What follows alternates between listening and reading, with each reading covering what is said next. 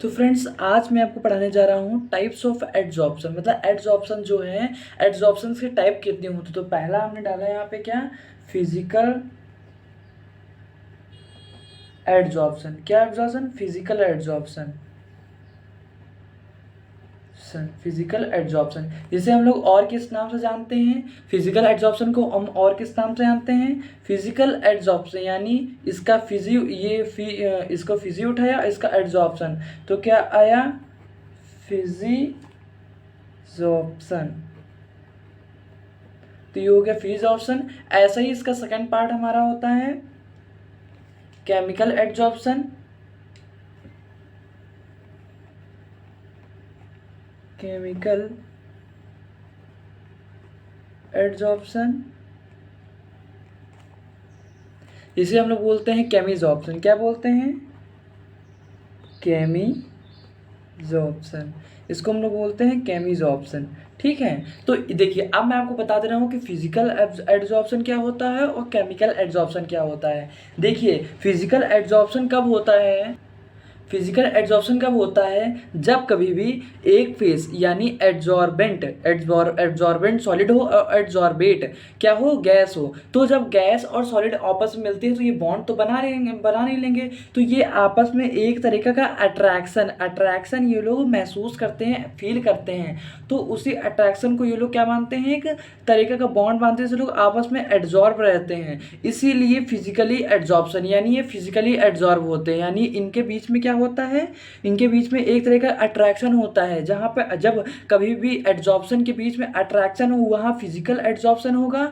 और जहाँ कभी भी सेम टाइप कंपाउंड मिले, डिफरेंट टाइप कंपाउंड मिले, एडजॉर्प्शन हो, आपस में बॉन्ड बनाए, कोवलेंट या आयनिक बॉन्ड बनाए, या कोई भी बॉन्ड बनाए, या कोवलेंट बॉन्ड बनाए, मतलब कोऑर्डिनेट बनाए, कोई भी बॉन्ड बनाए, सिर्फ बॉन्ड बनाए, वहाँ पे क्या होता है, केमिकल एडजॉर्प्शन। आप समझ गए आप क्या होता है।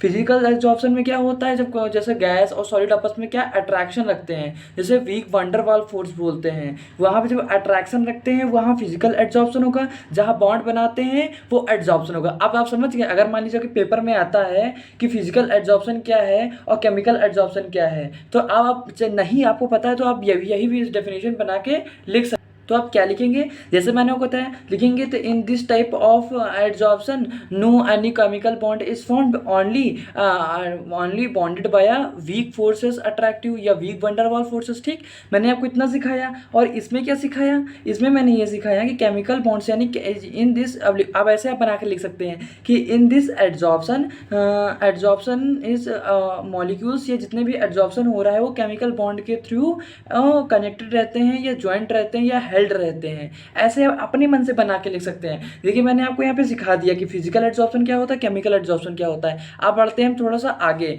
आप देखिए इनके जो कैरेक्टरिस्टिक्स हैं और इनके बारे में डिटेल में कब हम पढ़ेंगे, जब इन दोनों के बीच में डिफरेंस जानते, इन दोनों के बीच में डिफरेंस जानते जानते हुए इन दोनों के बारे में डिटेल से पढ़ेंगे। तो हम यहाँ पे हेडिंग लगाते हैं difference between physical adsorption and chemical adsorption. तो ये मैंने यहाँ पे सब कुछ लिख लिया है। ये हमारा क्या, difference between chemical and physical adsorption. एक साइड मैंने लिखा है फिजिकल एडजॉर्प्शन, एक साइड मैंने लिखा है केमिकल एडजॉर्प्शन। अब मैं आपको सिखाऊंगा इन दोनों के बीच में डिफरेंस और इसके कैरेक्टरिस्टिक्स क्या है। मैं यहाँ पे पढ़ाता नहीं हूँ, यहाँ पे सिखाता हूँ। तो बहुत ही ज़्यादा ध्यान से देखिएगा। थोड़ी देर आप जहाँ पे बैठे हो, अगर डिस्ट्रैक्शन हो रहा हो तो एक रूम ले लीजिए लेके जाए, और नोट्स जरूर बनाइए। नोट्स सबसे इंपॉर्टेंट हैं। आपके साथ ये जो आप पढ़ रहे हैं, अगर आप रिवीजन नहीं करेंगे तो भूल जाएंगे। सो अगर वो आप भूल जाएंगे तब आपके वो नोट्स काम आएंगे। उस नोट से आप क्विक रिवीजन कर सकते हैं। पूरा आपको चैप्टर पढ़ने की कोई ज़रूरत नहीं है। बस एक नोट्स बनाइए और थोड़ी देर के लिए, जितनी देर मैं पढ़ा रहा हूँ उतनी देर एक साइलेंट माहौल में बैठिए, एकदम नोट्स और पेन लेकर के बैठिए। बिल्कुल आपको ये टॉपिक बिल्कुल हलवा बना के हम छोड़ेंगे। तो ये देखिएगा फिजिकल एडजॉर्प्शन। अब देखिए किसी के बीच में सबसे पहले डिफरेंस लिखना हो, सबसे पहले उनकी डेफिनेशन लिख दो। डेफिनेशन से ही जो डिफरेंस क्रिएट हो जाता है। तो यहाँ पे सबसे पहले डेफिनेशन लिख दो।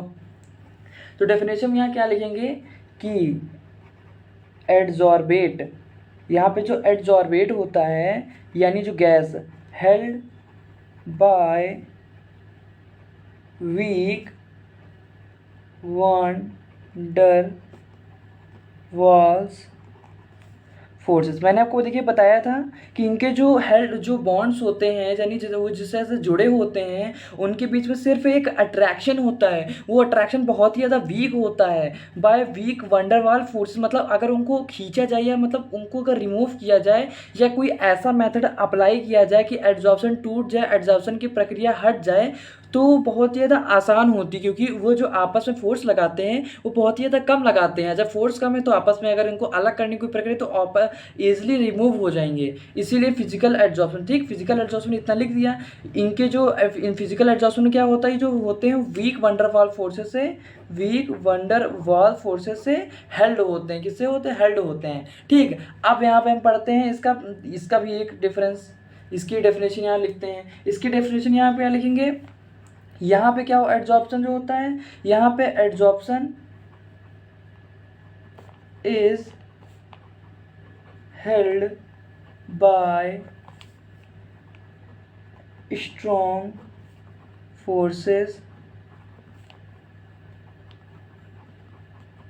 Similar to that of a chemical bond.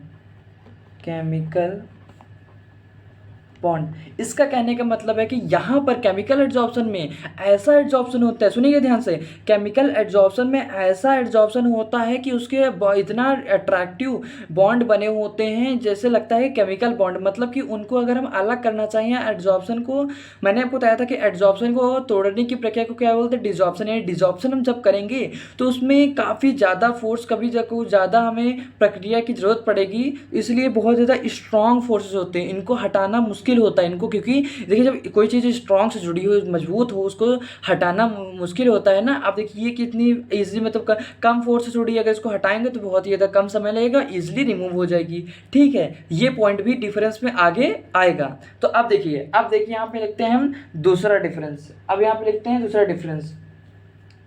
ये क्या होता है? Enthalpy of adsorption is low. वो कितनी होती है? अबाउट 40 किलो जूल पर मोल। ठीक है, अब यहाँ पे देखिए एंथैल्पी क्यों कम होती है, मैं आपको बता दूं।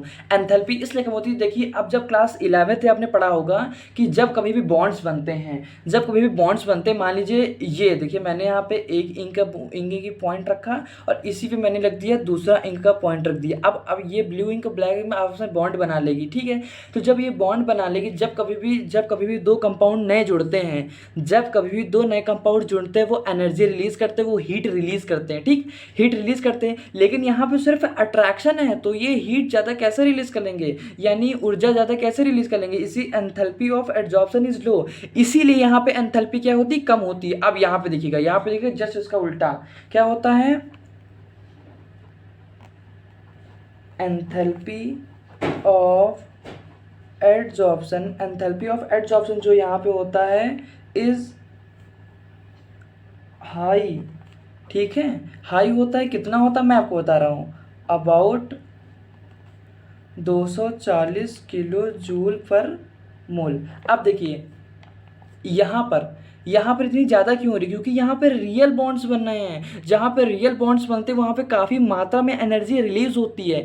ध्यान रखिएगा, हमेशा ध्यान रखिएगा, जब बॉन्ड्स बनते हैं तो एनर्जी रिलीज होती है, जब बॉन्ड्स टूटते हैं तो एनर्जी लेते हैं। अब देखिए जब आप किसी को चीज़ को तोड़ेंगे तो आप एनर्जी देंगे कि उससे एनर्जी लेंगे? जब आप एनर्जी देंगे, इसीलिए कहते हैं कि जब बॉन्ड्स टूटते हैं उन्हें एनर्जी की ज़रूरत होती है, लेकिन जब बॉन्ड्स जुड़ते हैं तो एनर्जी रिलीज करते हैं। ठीक है, तो इसीलिए यहाँ पे enthalpy of adsorption is high, इसीलिए यहाँ पे enthalpy of adsorption is high होती है, यहाँ पे लो होती है। ये रियल है और ये फेक है, समझिएगा। तो कुछ मैं ऐसे आपको समझा रहा हूँ, समझने की कोशिश करिएगा, क्योंकि ये मैं इसलिए इसको डीपली पढ़ा रहा हूँ ताकि, क्योंकि ये आपके प्री बोर्ड्स और बोर्ड्स में बहुत ज़्यादा पूछा जाता है। नहीं तो दो ये पॉइंट्स ज़रूर पूछे जाएंगे, 5 पॉइंट्स तो लर्न कर लीजिए, बिल्कुल आएगा, 100% रखा है आपका, क्योंकि ये सरफेस केमिस्ट्री का सबसे इंपॉर्टेंट टॉपिक मैं आपको पढ़ा रहा हूँ। ठीक है, तो अब जैसे चलते हैं हम नेक्स्ट पॉइंट में, बिल्कुल धीरे धीरे आपको पढ़ा रहा हूँ, इस टॉपिक को बिल्कुल मत स्किप करिएगा, बहुत ही ज़्यादा इंपॉर्टेंट टॉपिक है।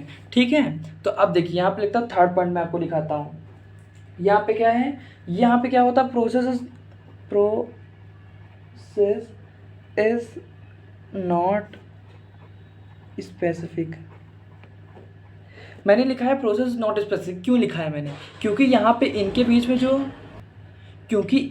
में जो बॉन्ड्स होता है बहुत ही ज़्यादा वीक होता है, कुछ समय बाद आपस में अलग हो जाएंगे। जब अलग हो जाएंगे तो हमारे लिए यूज़ किसका, स्पेसिफिक मतलब महत्वपूर्ण, तो हमारे लिए यूज़ है ही नहीं, इसलिए प्रोसेस इज नॉट स्पेसिफिक। अब देखिए यहाँ पे बॉन्ड्स ज़्यादा काफ़ी जुड़े में, देखिए हर बार वही एक ही बात बता रहा हूँ, एक ही पॉइंट से मैं सारे डिफरेंस क्रिएट कर रहा हूँ, समझने की कोशिश करिएगा। तो यहाँ पे क्या हो रहा है, यहाँ बॉन्ड ज़्यादा अच्छे से जुड़े होते हैं, इसीलिए प्रोसेस इज स्पेसिफिक। देखिए कितने प्यारे प्यारे पॉइंट्स मैं आपको लिखा रहा हूँ, प्रोसेस इज स्पेसिफिक। ठीक, अब देखिए चौथा पॉइंट्स में आप यहाँ लिखा दे रहा हूँ, यहाँ पे क्या दिखा रहा हूँ, ये भी आपको पॉइंट बहुत अच्छे से समझ में आ जाएगा। Process is reversible. अब आप माइंड लगाइए क्यों रिवर्सिबल है, मैं यहाँ पे लिखा रहा हूँ प्रोसेस इज नॉट रिवर्सिबल। देखिए यहाँ पे जो बॉन्ड्स वीक अट्रैक्शन होता है, कुछ समय बाद ये बॉन्ड्स जो होते हैं अट्रैक्शन होता है वो भी खत्म हो जाता है, तो यानी जो पहले जिस अवस्था में होते हैं उसी अवस्था में आ जाते हैं, इसलिए प्रोसेस इज रिवर्सिबल। यहाँ पे इतना तगड़ा बॉन्ड बना होता है कि पिछली अवस्था में वो जा ही नहीं पाते, जिसमें एक बार बॉन्ड बन गया तो बन गया, केमिकल एडजॉर्प्शन हो गया तो हो गया, इसीलिए process is not reversible. Process is not reversible, समझ में आए पॉइंट। अब चलते हैं एक और पॉइंट की तरफ। पांचवा पॉइंट हमारा क्या कहता है कि न्यू कंपाउंड इज फॉर्म्ड। यहाँ पे क्या होता है कि न्यू कंपाउंड बनते हैं, यहाँ पे क्या होता है, न्यू कंपाउंड बनता है, ठीक है, न्यू कंपाउंड फॉर्म्ड। लेकिन यहाँ पे क्या होता है, होता कुछ नहीं है, बस थोड़ा सा अलग होता है। यहाँ पे सरफेस कंपाउंड बनते हैं, क्या बनते हैं, सरफेस कंपाउंड फॉर्म्ड होते हैं, ठीक है। अब यहाँ पे देखिएगा छठवां पॉइंट हमारा यहाँ पे क्या है, हम यहाँ बता रहे हैं कि मल्टी मॉलिक्यूलर लेयर फॉर्म। यहाँ पे क्या होता है कि मल्टी मॉलिक्यूलर लेयर फॉर्म्ड, ठीक है। दिस फॉर्म, यहाँ पे बहुत ज़्यादा लेयर बनती हैं, लेकिन यहाँ पे क्या होता है इसका उल्टा, यहाँ पे क्या होता है, दिस फॉर्म यूनिमॉलिक्यूलर